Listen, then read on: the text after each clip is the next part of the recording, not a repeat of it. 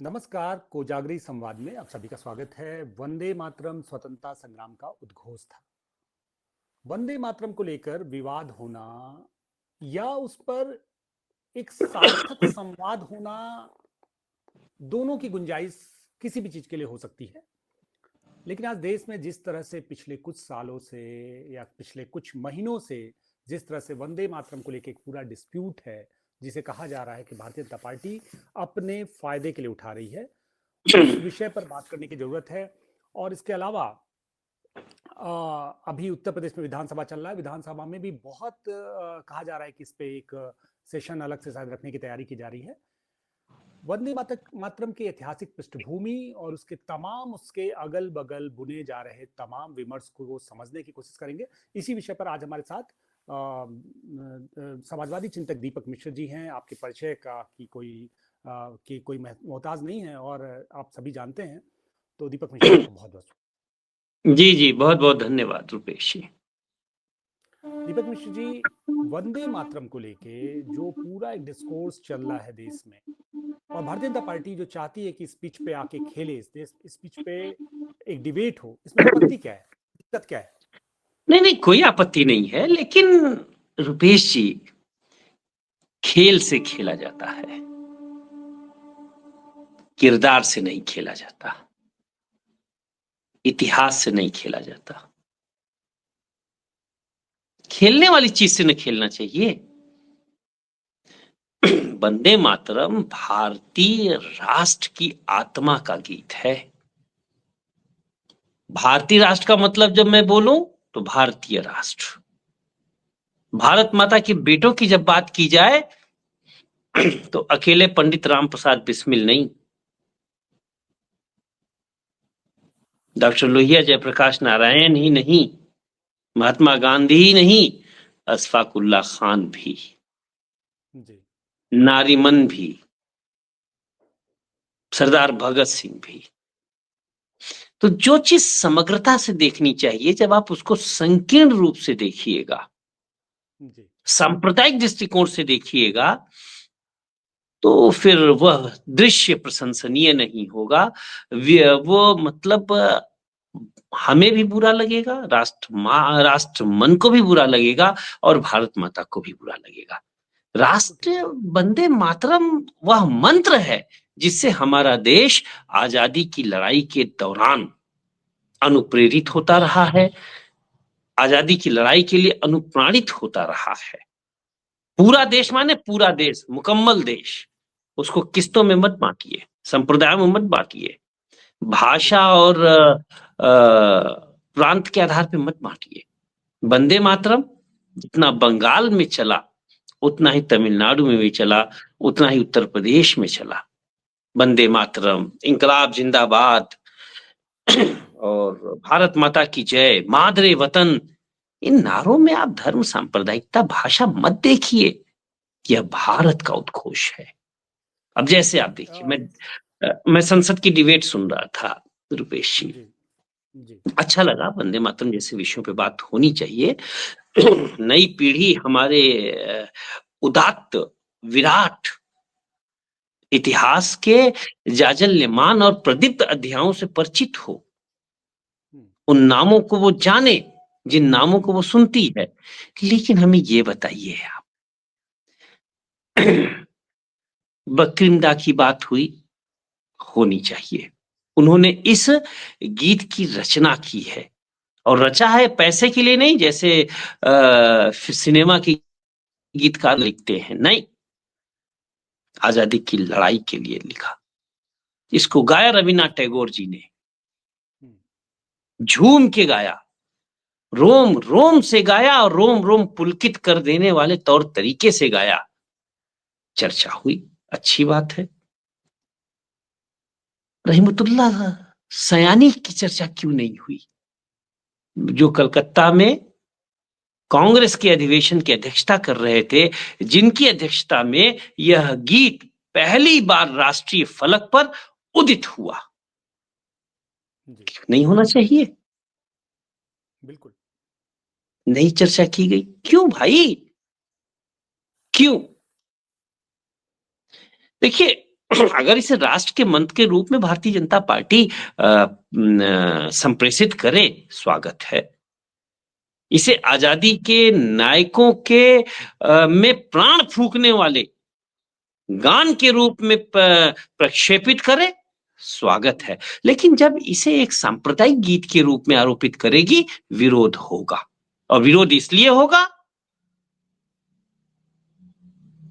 कि हम नहीं चाहते, या कोई नहीं चाहता, भारत मां नहीं चाहती, राष्ट्रमन नहीं चाहता कि राष्ट्र की उदात्त धारणाएं संकीर्ण की जाए कट्टरपंथियों द्वारा। कट्टरपंथी दोनों बुरे हैं, चाहे वो हिंदू कट्टरपंथ हो, चाहे मुस्लिम कट्टरपंथ हो, चाहे ईसाई कट्टरपंथ हो, चाहे जैन कट्टरपंथ हो। कट्टरपंथ बुरा है। तो हम वंदे मातरम को, वंदे मातरम रूपी मंत्र को, वंदे मातरम रूपी मंत्र जिस परचम पर लिखा हो, उस परचम को कट्टरपंथियों के हाथ का हथियार नहीं बनने देना चाहते। मैं एक सीधा सरल सवाल आपसे ये पूछना चाहता हूँ कि आखिर जी जी, इतना किंतु परंतु में बात क्यों हो रहा है? पहली बात तो भाजपा ला क्यों रही है? वंदे मातरम कब लिखा गया था? भाजपा कब बनी? कितना अंतर है? दूसरी बात, सवाल उस सोच पे भी तो उठनी चाहिए कि जब बिहार का चुनाव होता है तो जयप्रकाश को याद करती है, रामधारी सिंह दिनकर को याद करती है। जब दोनों नहीं मिलते हैं तो उनकी एक किताब रश्मि रथी को याद करती है, और जैसे ही बिहार का चुनाव खत्म होता है, रश्मि रथी के पन्ने फाड़ के कूड़ेदान में। क्या इस सोच पे सवाल नहीं उठाना चाहिए? बंगाल में चुनाव है तो वंदे मातरम, बकिंदा, टैगोर दा, सयानी जी इसलिए भूल नहीं याद किए जाएंगे कि सयानी जी उनके उस प्रोजेक्टेड पॉलिटिकल एजेंडा के में उनका नाम सूट नहीं करता। तो सवाल नहीं खड़ा करना चाहिए। देखिए, इसी मैं आपको बता दूं, तो कांग्रेस और समाजवादी विरासत है, फिर आप ऐसे तमाम विरासत को आप भी कहां बचा पा रहे हैं दीपक मिश्र जी? सर आप कहां बचा पा रहे हैं? भारतीय जनता पार्टी नहीं तो हम भाई हम अपनी असफलता को स्वीकार करते हुए आपसे बात तो कर रहे हैं। कोई आवाज ही देता नहीं दिल की सफाई से, और इल्जाम लगा देता है हम गूंगे हैं बहरे हैं। हमने अपनी बात कही, आपने अपने स्क्रीन से उसको गायब कर दिया, हम ही दोषी। लोग करेंगे कत्ल हमारा, हम ही कातिल कहलाएंगे। यही तो हम कह रहे हैं कि वंदे मातरम को भारतीय राष्ट्रवाद का प्रतिनिधि गीत है, इसे सांप्रदायिकता के सांचे में मत ढालिए। तो आप कह रहे हो कि हम विवाद कर रहे हैं, आप कह रहे हो कि हम, हमारे संवाद में भी जब आपका विवाद दिखेगा और उनके विवाद में भी आपको संवाद दिखेगा, तो दृष्टिकोण का दोषी कौन? मैं कह रहा हूं, इतनी सी बात मैं कह रहा हूं कि बकरिंदा का भी नाम लीजिए, टैगोर जी का भी नाम लीजिए, लेकिन साथ में सयानी जी का भी नाम लीजिए। जब आजादी की लड़ाई की बात हो तो जितनी श्रद्धा के साथ पंडित राम प्रसाद बिस्मिल, चंद्रशेखर आजाद का नाम लिया जाए, उतनी ही श्रद्धा के साथ अशफाकुल्लाह खान का भी नाम लिया जाए। इसमें विवाद कहां है? यह बात आप हृदयंगम क्यों नहीं कर लेते? क्यों आप बार बार खड़े होकर अशफाक खान की शहीद अशफाक खान की शहादत पर प्रश्न चिन्ह इसलिए लगवाते हैं, लगाने की चेष्टा करते हैं कि उनका नाम मुसलमानों जैसा है? क्या ये सोच गलत नहीं है? अगर ये सोच गलत है तो इस पे सवाल खड़ा करना कैसे गलत हो सकता है? गलत को कहना गलत, क्या गलत है? एक बात। दूसरी बात, लोग कहते हैं कि वंदे मातरम को मुसलमान खिलाफत करता है।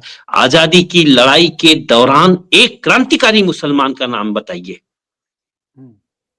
जिसने वंदे मातरम की खिलाफत की।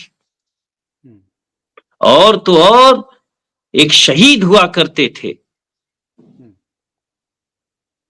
उनका नाम था, जिन्होंने मादरे वतन जिंदाबाद का नारा देकर आजादी की लड़ाई में उतरे, अजीमुल्लाह खान, टाटा टोपे के साथी। अब आप बताइए, मादरे वतन जिंदाबाद क्या है? वंदे मातरम।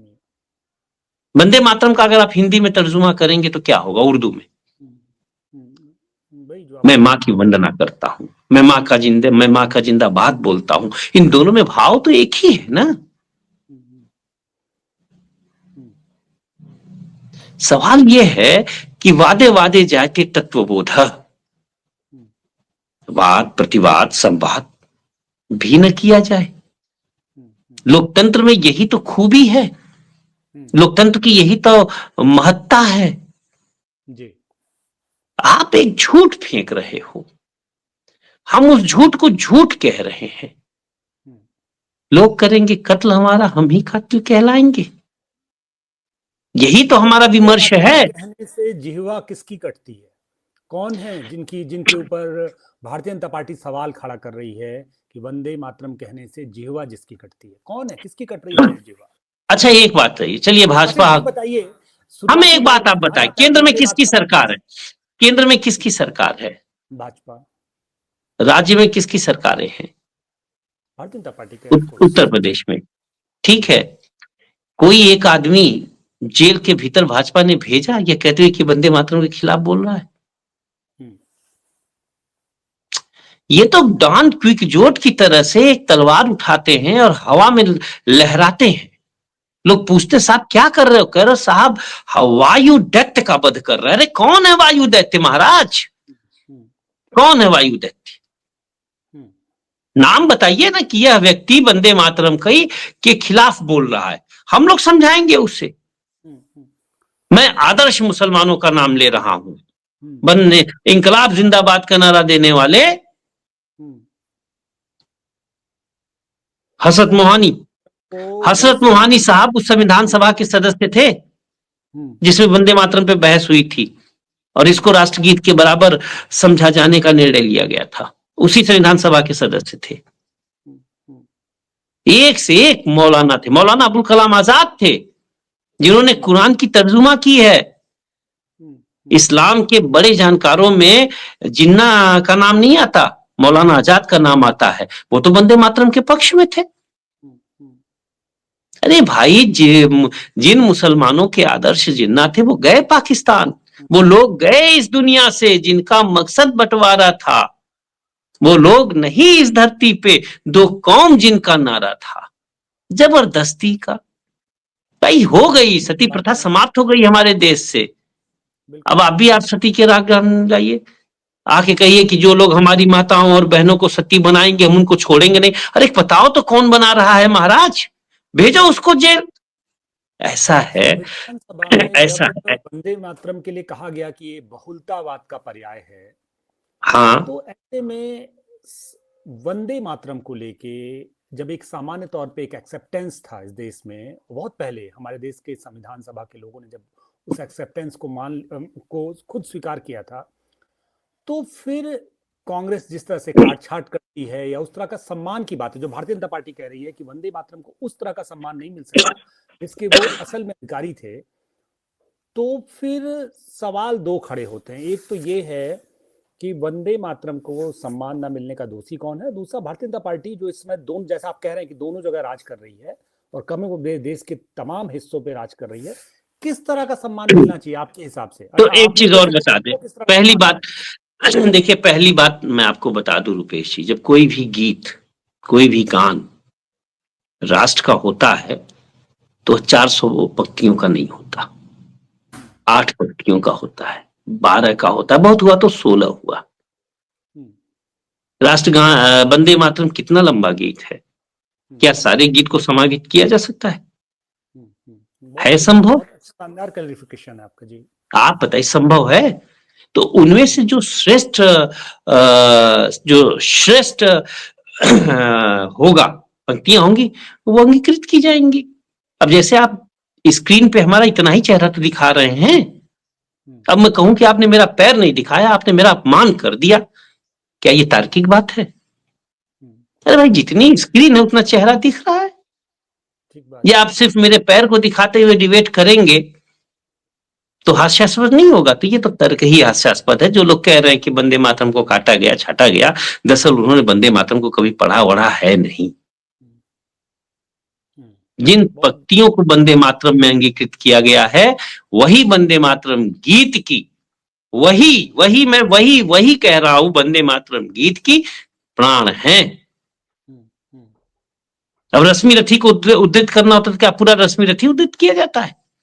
हम्म, ठीक बात। आप मुझसे पूछे कि राम राज्य पे तुलसी की तो, कुछ पद बताइए, कुछ पंक्तियां बताइए, तो मैं उत्तरकांड में उल्लिखित हम्म, राम राज पे कही गई तुलसी की वही तो पंक्तियां दोहराऊंगा। बैर न कर काहू सन कोई, राम प्रताप विषमता कोई, राम राज बैठे त्रिलोका, हर्षित भय गए सब शोका। हम्म, अब फिर आप कहिए कि अरे साहब दीपक मिश्रा ने तो तुलसीदास का अपमान कर दिया, पूरा रामचरितमानस नहीं सुनाया। है आपके पास फुर्सत पूरी रामचरितमानस सुनने की? बिल्कुल ठीक बात है। मैं ला है तो बगल में रखी हुई रामचरित ला के पढ़ना शुरू करता हूँ, हम्म, हम्म। एक कांड एक और नहीं एक सुन पाया। समाजवादी चिंतक, मैं आपसे एक बात और समझना चाहता हूँ। इस देश के जी। करोड़ों लोगों को ये अधिकार है कि अपनी धार्मिक आस्था को अपने हिसाब से अभिव्यक्त करें। उसमें बहुत से मुसलमानों के लिए, जिनके लिए उनकी धार्मिक आस्था ये कहती है कि वो अल्लाह के अलावा किसी और के आगे सर नहीं झुका सकते हैं। हम्म। उसके लिए अगर वंदे मातरम को एक बाध्यकारी गीत की तरह प्रस्तुत किया जाए और कहा जाए कि हर सिनेमा हॉल में, देश के हर कार्यक्रम में उसे उनके सामने वंदे मातरम बोलना होगा, इसको आप किस तरह से देखते हैं? या इस पूरे विवाद में आपका अंतिम टेक क्या हो सकता है? देखिए, दो चीजें हैं। जी। सरकार हर सिनेमा हॉल में वंदे मातरम गवाए, हम्म, कोई आपत्ति नहीं है।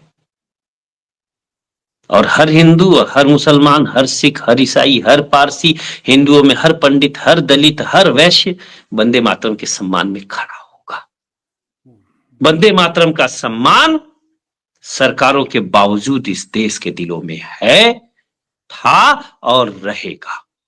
यह सरकार तो आई है 2014 में, भारत सरकार बनी है भारतीयों की 1947 में, उसके पहले भी वंदे मातरम था। हम्म, वंदे मातरम जैसे गान, वंदे मातरम जैसे मंत्र और वंदे मातरम में निहित भावनाएं किसी सरकारों की मोहताज नहीं है। सरकारें, बाध्यकारी सरकारें तानाशाह होती हैं। हम्म। तो फिर तानाशाही। इसका रास्ता कैसे निकलेगा? अगर आप सरकार ये कह रहे दबाए हैं ना, कि अच्छा ये बताइए, किसी ने आपत्ति की है कि वंदे मातरम मोदी जी गाएंगे, बाहर लाल किले से ना गाएं? हम्म, एक चिट्ठी दिखाइए ना हमें। हम्म, हम्म, सरकार सिनेमा हॉल पे वंदे मातरम गवाए। हम्म, अभी कल ही मैं फिल्म देखने गया था, उसमें जनगण मन अधिनायक था, हम मैं खड़ा हुआ, हम्म, वहां 250-300 लोग थे, कोई नहीं खड़ा हुआ, मैं ही खड़ा हुआ। हम्म, हम्म, वहां लिखा आ रहा था कि खड़े होइए सब लोग। जब मैं खड़ा हम्म, हुआ तो मुझको देखी देखा 10-20 लोग और खड़े हुए, हम्म, फिर सब खड़े हो गए। हम्म। लेकिन उसके बावजूद भी कुछ लोग इधर घूम रहे थे, उधर घूम रहे थे, तो क्या आप उनको देशद्रोही कह देंगे? ठीक बात है। सवाल यह है कि आप वंदे मातरम विमर्श को बताइए तो कि यह राष्ट्र की आत्मा का गीत है। जबरदस्ती आप इसको हिंदुओं का ही, और हिंदुओं में भी कट्टरपंथी हिंदू और कट्टरपंथी हिंदुओं में भी वही जो बंगाल के वोटर हैं, उन्हीं का बनाने पे क्यों आमादा है भाई? हम्म, हम्म, हम्म, हम्म, क्यों आमादा हैं आप तो खुद वंदे मातरम को छोटा कर रहे हैं। अच्छा, किसने कहा था कि हम वंदे मातरम नहीं गाएंगे? संविधान सभा में किसी ने कहा? हम्म, हम्म, अब मैं हिंदू हूं, पर ब्रह्म ब्रह्म में यकीन करता हूं, निराकार को ईश्वर मानता हूं। अब आप चले आइए मेरे यहाँ के साहब, आप जब निराकार को ही ब्रह्म मानिए, क्यों मूर्ति आप बनाए हुए हैं, पीछे रखे हुए हैं शंकर की? तोड़िए इसको। हम्म, ये गलत है या नहीं है? हम्म, भाई मेरा अकीदा है ना। हम्म, और हिंदू तो सबको मानता है, जो ईश्वर को मानते हैं वह भी हिंदू, जो ईश्वर को नकारते हैं वह भी हिंदू। हम्म। राम तो लेकिन अवतार ये थे। आज़ादी में अंतिम सवाल है कि ये आज़ादी, जब आप राष्ट्रीय प्रतीकों के साथ, आपका दृष्टिकोण ये हम्म। हो जाता है कि एक बहुलतावादी समाज में सभी को अपने हिसाब से उन राष्ट्रीय प्रतीकों का सम्मान करने की आज़ादी होनी चाहिए। ये दुनिया के दूसरे देशों में, चाहे वो हमार सोनार बांग्ला हो या पाकिस्तान में जीवे जीवे पाकिस्तान हो, जैसे गीतों के साथ अगर इस तरह का प्रयोग या इस तरह की आज़ादी दी जाती है तो वहाँ तो बवाल मच जाता है। क्या आप एक भारत के, आप कैसे भारत की कल्पना करते हैं? मैं आपसे समझना हम चाहता हूँ जहाँ अच्छा, केवल आपका राष्ट्रीय आदर्श प्रतीक का। नहीं, हमारा आदर्श पाकिस्तान होना चाहिए, हिंदुस्तान होना चाहिए? हम्म, हमें बताइए हमारा आदर्श क्या होना चाहिए? हिंदुस्तान पाकिस्तान की ओर क्यों देखे? हिंदुस्तान अपने आत्मबोध की ओर क्यों न देखे? हिंदुस्तान अपने भूतकाल के की प्रेरणाओं को संजोते हुए, भूतकाल की गलतियों से सबक लेते हुए भविष्य का सुनहरा ख्वाब क्यों न बुने? मैं एक प्रैक्टिसिंग पॉलिटिकल आपके तौर पे, क्योंकि आप समाजवादी चिंतक हैं, लेकिन जाहिर सी बात है आपका भी एक नाता है प्रैक्टिसिंग पॉलिटिक्स से। क्या आपको नहीं लगता है कि हम जिस तरह से राजनीति में लगातार दांव पेच के बाद अपने तमाम प्रतीकों को भारतीय जनता पार्टी को सौंप रहे हैं, और इस तरह का जो हम नजरिया रख रहे हैं, जिसको आप बहुत प्रोग्रेसिव एंड मॉडर्न अप्रोच बोल सकते हैं, क्या यह जोखिम या राजनीतिक जोखिम का नहीं नहीं से रुपेश जी, जाय नहीं हो सकता है? देखिए रुपेश जी, मैं इसको अपना निकम्मापन मानता हूं। आज किसी से पूछे राष्ट्रवाद किसकी धारणा, तो बोलेगा भारतीय जनता पार्टी का। बिल्कुल ठीक बात है। लेकिन राष्ट्रीय शब्द किस पार्टी में निहित है? कांग्रेस के नाम में राष्ट्रीय शब्द है, भाजपा के नाम में नहीं है। नाम में देखिए राष्ट्रीय शब्द इसमें है। बिल्कुल। राष्ट्रवादी सुभाष चंद्र बोस, जिन्होंने समाजवाद के अमन बयार का स्वप्न देखा था, किस पार्टी के अध्यक्ष थे? जनसंघ के थे। बना ही नहीं था तब जनसंघ, कांग्रेस के थे, और वो सोशलिस्ट आइडियोलॉजी के थे। जेपी किस विचारधारा के हैं? समाजवादी विचारधारा के हैं, सर्वोदयी विचारधारा के हैं। समग्र क्रांति का नारा लोहिया के सप्त क्रांति पर दिया था। बिहार का चुनाव चल रहा था, मैंने आग्रह किया कि जाइए जयप्रकाश का भी जेपी का भी आशीर्वाद लीजिए, कर्पूरी ठाकुर जी का भी आशीर्वाद लीजिए। ये सब सामाजिक न्याय समाजवाद की योद्धा हैं। प्रधानमंत्री को फुर्सत मिल गई वहां जाने की, राहुल जी को क्यों नहीं मिली फुर्सत? और अगर राहुल जी नहीं जानते कि जयप्रकाश नारायण कौन है, कर्पूरी ठाकुर कौन है, रामधारी सिंह दिनकर कौन है, तो उन्हें कुछ सालों के लिए राजनीति से विराम लेकर अध्ययन करना चाहिए, भारत को समझना चाहिए। प्रधानमंत्री 75 साल की उम्र के बुजुर्ग को मौका है, जो नेता प्रतिपक्ष है और 55 साल का भी के प्लस माइनस का है, उस पर फुर्सत नहीं। तो प्रतीकों को तो गंवा रहे हैं विपक्ष, नहीं गंवाना चाहिए। वंदे मातरम पे ही खड़े होके बोलना चाहिए। क्यों नहीं कांग्रेस के साथी और अन्य साथी, इवन मुसलमान दोस्त क्यों नहीं खड़े हुए, कहे कि नहीं साहब, वंदे मातरम के विमर्श में रहमतुल्लाह सयानी का नाम लेना ही होगा, और उसी श्रद्धा से लेना होगा जिस श्रद्धा से रविन्द्रनाथ टैगोर जी का नाम लिया जा रहा है। और वंदे मातरम को उर्दू में बदला आरिफ मोहम्मद खान ने, यह नाम हमें क्यों नहीं पता है? अंग्रेजी में इसकी तर्जुमाई किया, अंग्रेजी में इसका ट्रांसलेशन किया अरविंद घोष ने, ये नाम सबको पता है।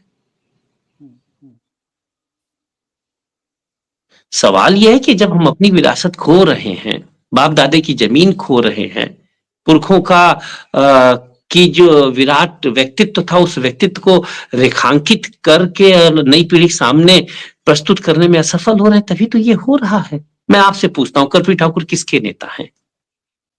नेता तो खैर देश के हैं, पूरे समाज की धरोहर है, लेकिन फिर भी मोटा मोटा एक विभाजन आप ही का मान ले तो सोशलिस्टों के, समाजवादियों के, सामाजिक न्याय वालों को, राजद के किस बड़े नेता को यह फुर्सत मिली कि कर्पूरी ठाकुर के चरणों में जाए?